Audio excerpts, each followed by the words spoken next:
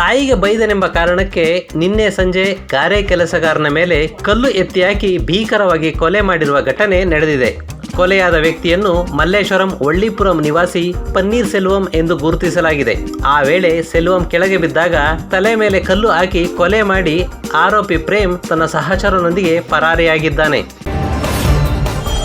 ಏಕದಿನ ಕ್ರಿಕೆಟ್ ಪಂದ್ಯಗಳಲ್ಲಿ ಅತಿ ಹೆಚ್ಚು ರನ್ ಗಳಿಸಿದ ಮಹಿಳಾ ಆಟಗಾರ್ತಿ ಎಂಬ ಹಿರಿಮೆಗೆ ಭಾರತೀಯ ಕ್ರಿಕೆಟ್ ಮಹಿಳಾ ತಂಡದ ಉಪನಾಯಕಿ ಸ್ಮೃತಿ ಮಂದಾನ ಭಾಜನರಾಗಿದ್ದಾರೆ. ಬೆಂಗಳೂರಿನಲ್ಲಿ ನಡೆದ ದಕ್ಷಿಣ ಆಫ್ರಿಕಾ ವಿರುದ್ಧದ ಭಾರತದ 3ನೇ ಏಕದಿನ ಪಂದ್ಯದಲ್ಲಿ ಮಂದಣ್ಣ ಅವರು ಈ ಸಾಧನೆ ಮಾಡಿದ್ದಾರೆ.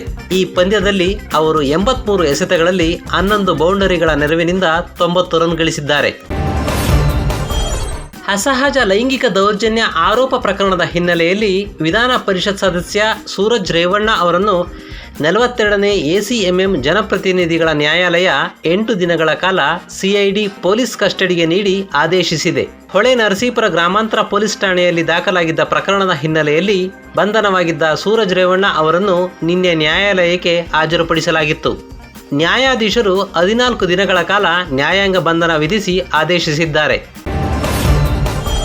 ಚಿತ್ರದುರ್ಗದ ರೇಣುಕಾಸ್ವಾಮಿ ಕೊಲೆ ಪ್ರಕರಣದಲ್ಲಿ ವಿಚಾರಣಾಧೀನ ಕೈದಿಯಾಗಿ ಪರಪ್ಪನ ಅಗ್ರಹಾರ ಜೈಲಿನಲ್ಲಿರುವ ನಟ ದರ್ಶನ್ ಅವರನ್ನು ನೋಡಲು ಅವರ ಪತ್ನಿ ವಿಜಯಲಕ್ಷ್ಮಿ ಹಾಗೂ ವಿನೋದ್ ಪ್ರಭಾಕರ್ ಅವರು ಜೈಲಿಗೆ ಆಗಮಿಸಿದ್ದರು.